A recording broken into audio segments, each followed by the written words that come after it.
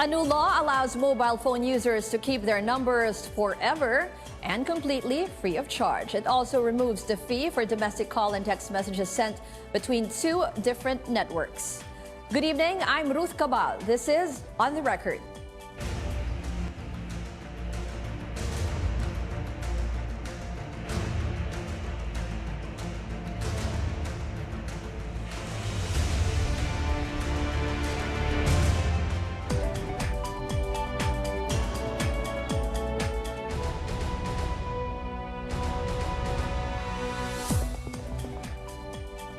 Our guests for this episode, Deputy Commissioner Ed Cabarrios of the National Telecommunications Commission and Engineer Pierre Tito Gallia, co-founder of democracy.net.ph. Good evening, gentlemen, and welcome to On the Record. Good evening, Ruth.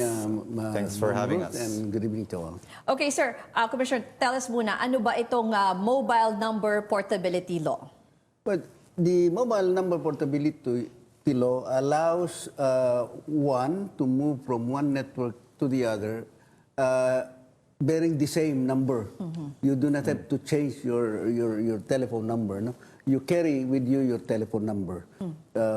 You switch from one network to the other.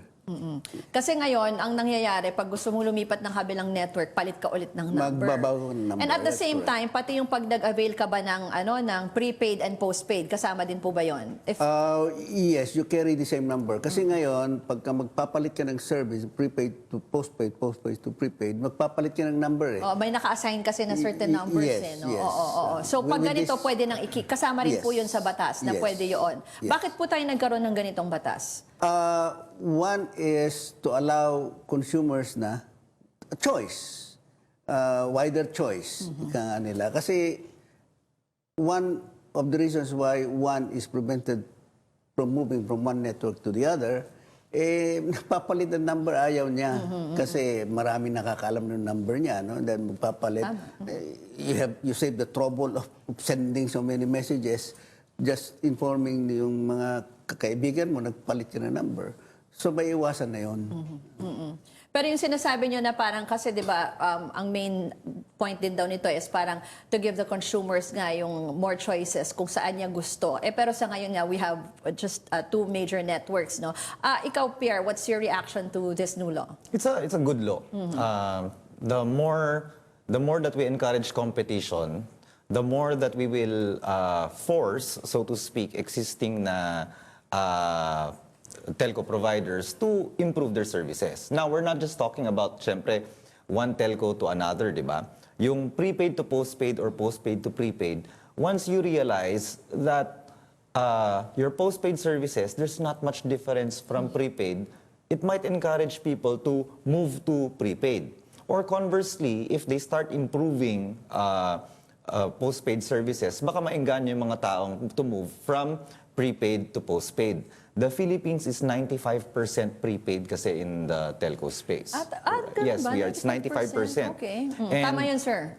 And he's, Yes. yeah, Yes. So, postpaid services are more business ideal. That's what more businesses want na babayaran sila on a regular basis na they just have to wait for 30 days for as long as they deliver. And kaso, prepaid appears to be more in line with the Philippine sachet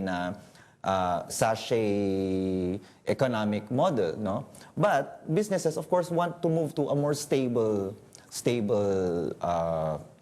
influx of money every time.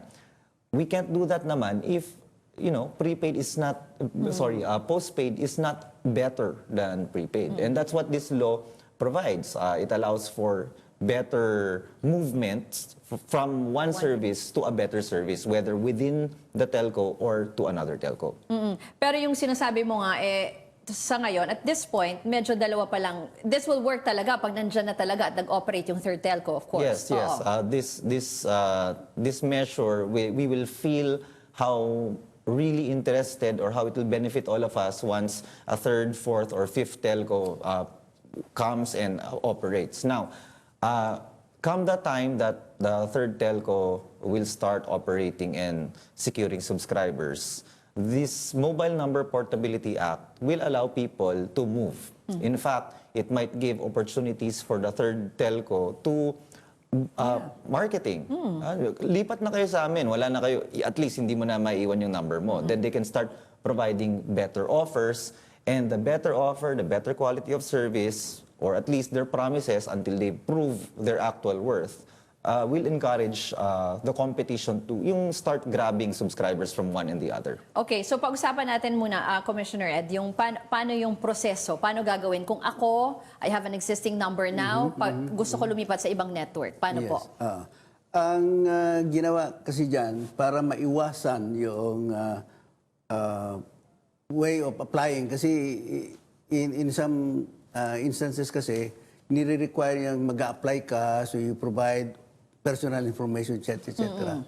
So, iniwasan yon, kaya nga ang ginawa is, kuha ka muna, you get from your present network provider a unique subscriber code. Yung unique subscriber code na yan, identifies the number, telephone number. So, the telephone number and the USC must match, no?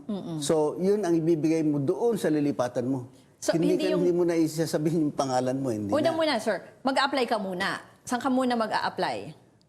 Sa existing? You have to request for that unique subscriber number. From your mandatory yun, ibibigay. Hindi po pwedeng hindi. Kunwari, 123, binigay sa'yo 123. Yes, Mag-a-apply, magfa-file ka ng application, di ba? Yes. Parang ganon, doon sa existing. So, tapos bibigyan ka ng 123. So, itong 123, ibibigay mo kay Doon sa lilipatan subscriber mo. B. Kunya, Yes. doon ka lilipat kay B. Yes. Tapos doon, nakita ko rin, is it just a matter of filing an application, filling up the form? Ganun lang po ba? Wala nang ibang requirements? Ganun lang po yun. Yes. And then, ang nakita ko is, they have to process this within 48 hours? Ganun kabilis? Yes.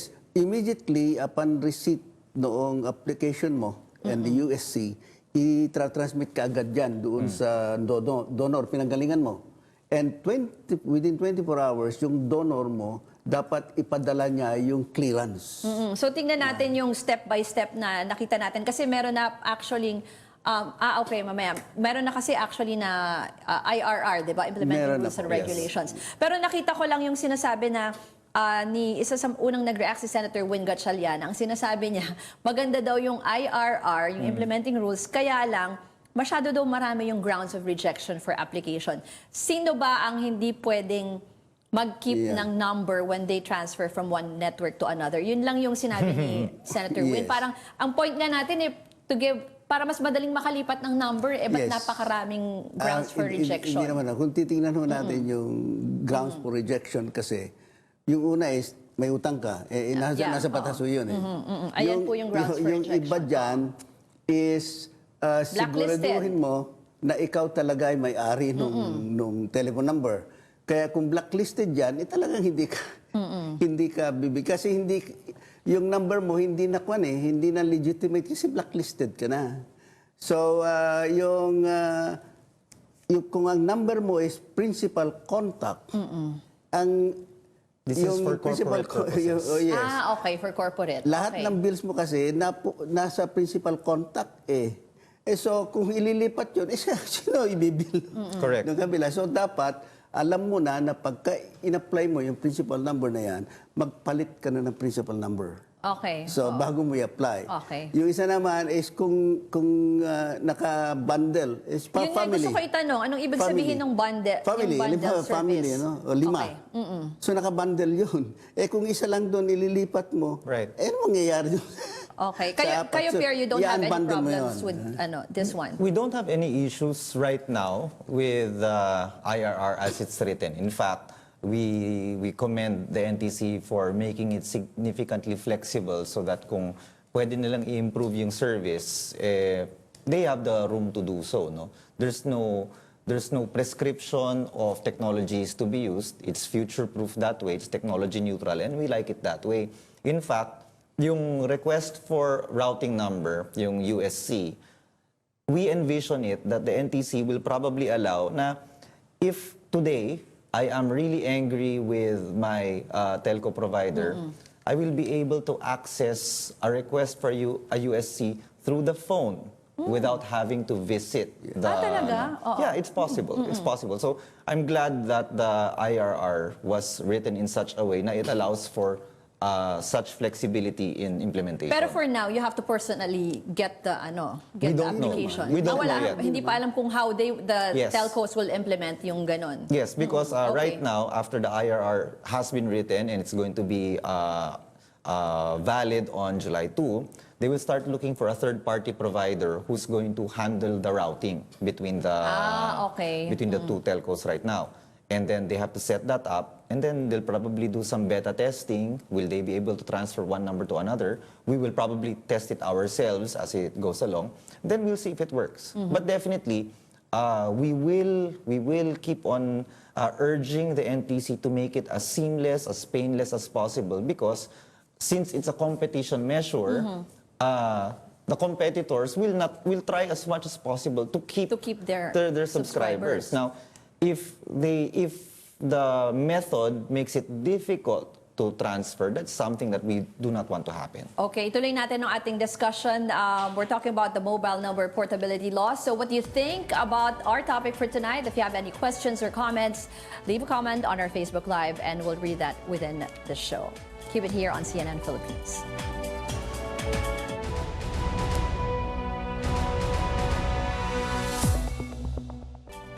You're on the record on CNN Philippines. We're talking about the Lifetime Cell Phone Number Act. Ang gusto kong itanong, kasi di ba minsan kunwari nagsisika, lumipat ka sa ibang cellphone network, di ba? Kasi sabi mo parang, ay baka mas maganda dito. Gusto mo bumalik dun sa luma. Paano yung mga gustong palit-palit, sir? Pwede naman yun. Yun nga lang, you have to wait for 60 days, no? Nasa 60 batas days? yan. You have to wait for... 6 months. No, 60 days. Lilipat ka. yeah, okay, Lilipat ka. Kasi nung pinag-usapan niyan, when the law was being crafted, may suggestion nga na gawing more than 60 days. Pero sabi ng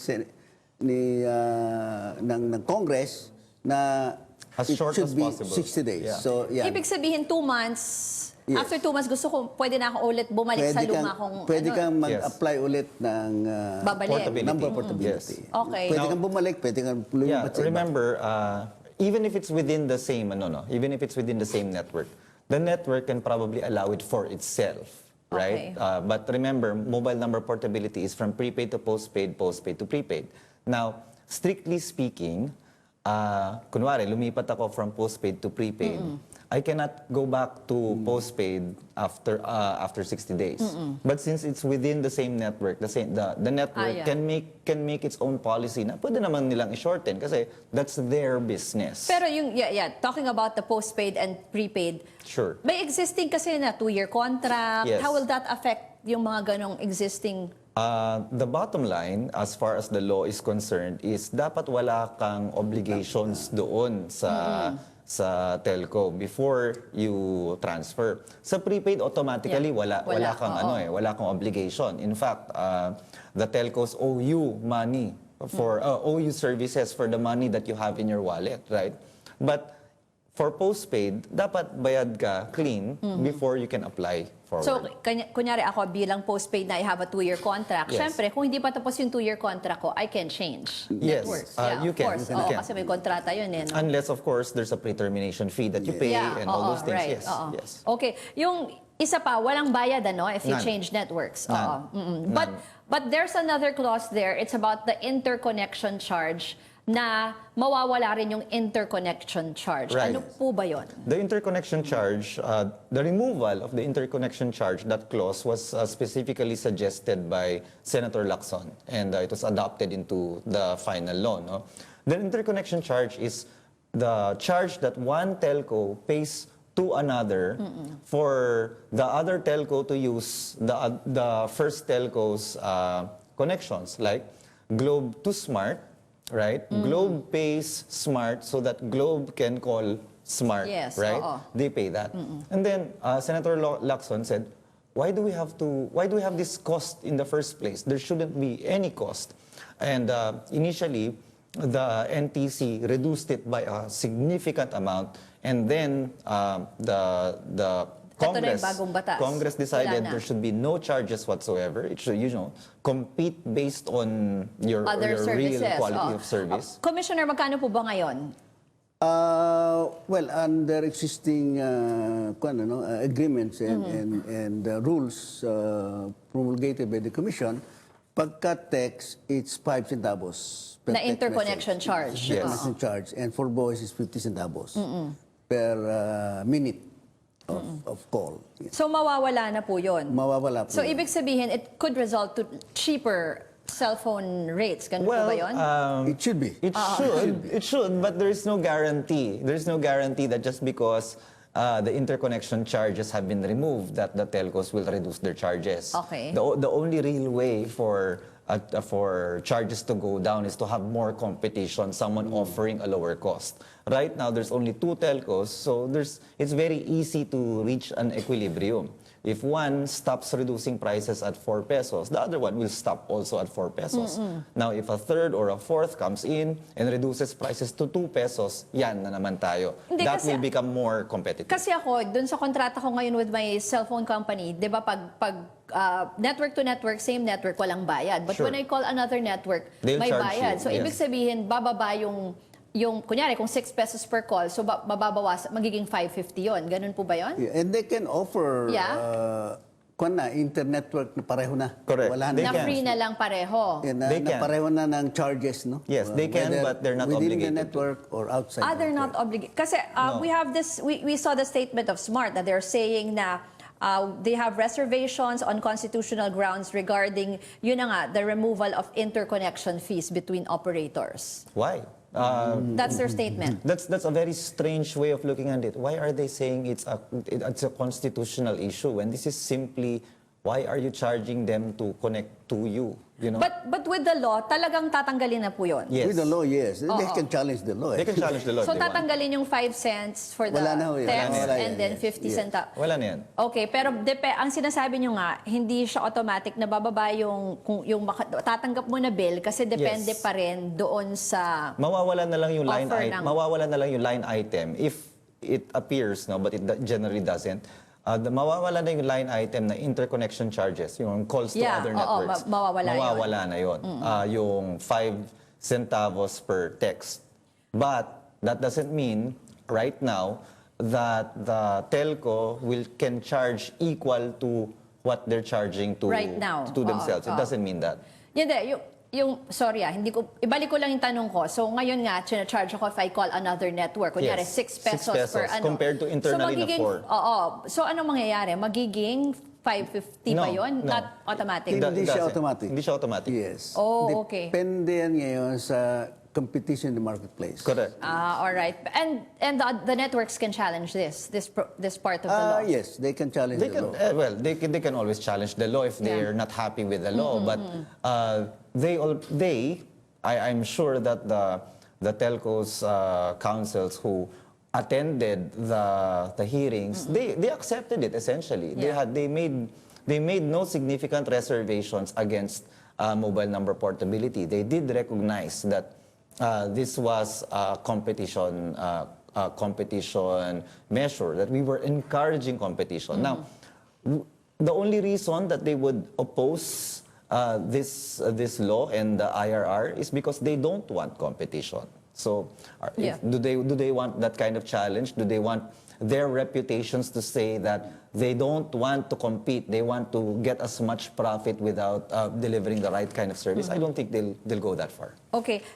Commissioner, nakita ko lang din doon sa IRR, there's a database, asan ba yung notes ko? A database that will be set up for this one. Ano po bang database yun? Ayan, number portability database. Yes. Ito yung database noong nag-apply, yung nag-transfer. Yung database of ported numbers, nariyan. Right. At nariyan din yung transactions niya. Yes. Meaning to say, pagka tinawagan ka, nariyan. Kasi kailangan yan doon sa cybercrime law. Under cybercrime law, ito yung tinatawag nilang yung call log. Logs, yeah. Call log. Yeah. And you have to keep that call log within 6 months. No, you cannot Right. dispose of.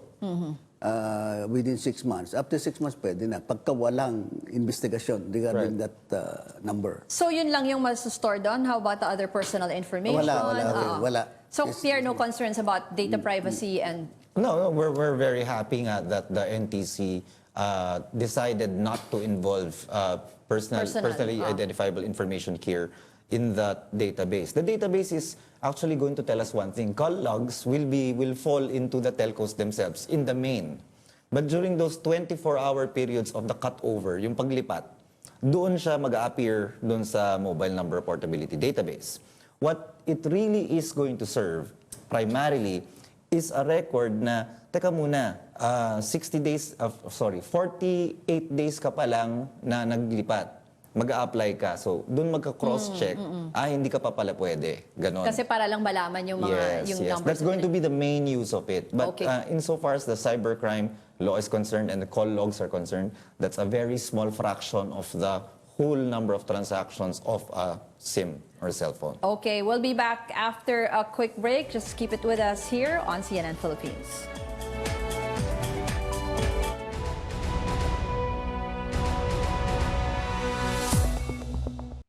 You're watching On the Record on CNN Philippines. We're talking about mobile number portability law. Commissioner, may question sa Facebook. Ito maganda yung tanong ni Nicolay Diaz. Kung yung current provider ko, meron pa akong load, credit at free text, malilipat ba siya sa new provider? Hindi po. Dapat gamitin mo yan bago ka lumipat. Okay, isa pa.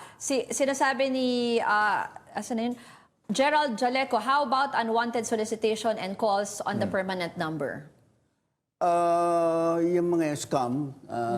Scam and spam and cold calling. Yes, pagka yan na-report at na-imbestigahan na talagang ginamit mo yan, pinapablock ko ng NTC yung number na yan. So, hindi mo pwedeng ilipat. So kumbaga parang baka nandun na sila sa blacklisted or mga fraudulent. So hindi mo pwede ilipat yun. Okay, ano na lang, for final words, when will this law take effect? Anong dapat tandaan ng ating mga subscribers? Well, the IRR is effective July 2. But the law allows 6 months from the effectivity of the IRR for the full implementation kasi they have to select yung mobile number portability service provider within 4 months. Third party na sinasabi within 4 months. And once selected, yung provider na yan has 2 months to set up the system. Right. And then it is fully implemented. So that brings us to January when we will be able to avail, which is more or less fine because the news about the third telco is this early July matatanggap ng third telco yung kanyang CPCN and they still have to build their network. So more or less by that time may option na yung subscribers for the third telco, ano? Yes, because as you can see, Ruth, there's really no point swapping from Smart to Globe or Globe to Smart because both of them are more or less performing the same way, right? We need to be able to move to someone else who's going to be able to offer better Nandun yung services. challenge talaga sa mga networks. Right. And reminders na lang din to the subscribers, anong kailangan nilang take advantage of this one or ano ba? Para mas ma-force talaga ang networks. Ang reminder ko na lang sa mga kababayan natin is know your rights as a consumer, as a subscriber. So always ask for what you deserve. You know, you do not deserve to receive less than what you're paying for. So, complain kayo lagi sa NTC, sa DTI, and other agencies who push for your consumer rights. And if you think that your telco is not supplying the service that you deserve, lumipat ka na. Why not? You'll keep your number. Okay, thank you very much to our guests, NTC Deputy Commissioner Ed Cabarios and Engineer Pierre Tito Galla of democracy.net.ph. And that's On the Record. Thank you for watching. I'm Ruth Cabal.